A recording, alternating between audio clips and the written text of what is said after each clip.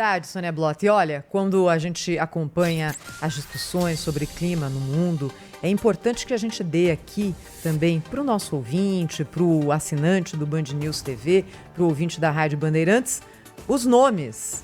Quem são hoje os maiores emissores globais de carbono? Porque isso é fundamental para a gente entender a discussão e entender também, às vezes, um jogo de empurra, um jogo que não é corretamente jogado, principalmente pelos países ricos.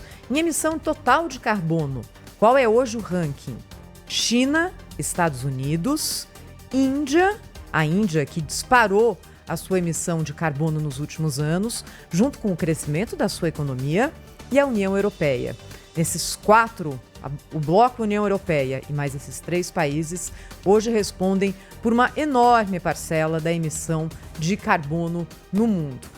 China, Estados Unidos e União Europeia, tirando Índia, respondem por quase metade de todo o carbono emitido.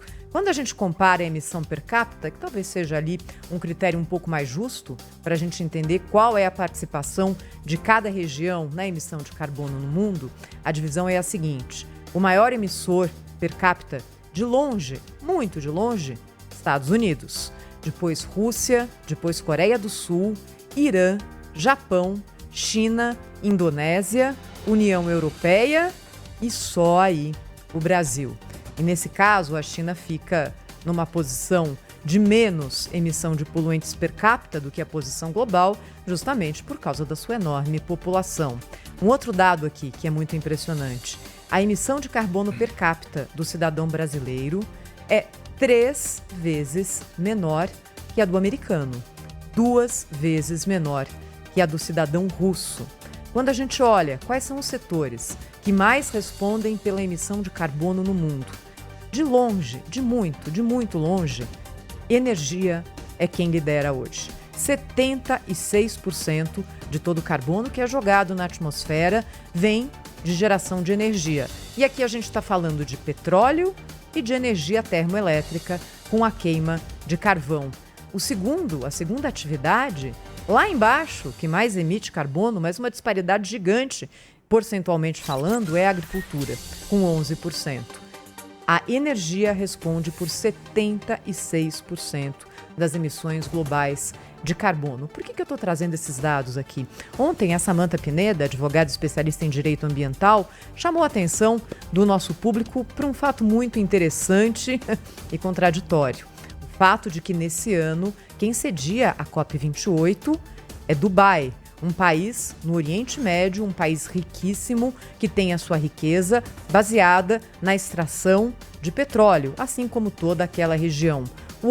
A gente está falando de redução de emissão de carbono na região que mais produz petróleo no mundo. É isso mesmo? Sim. É uma contradição? Sim.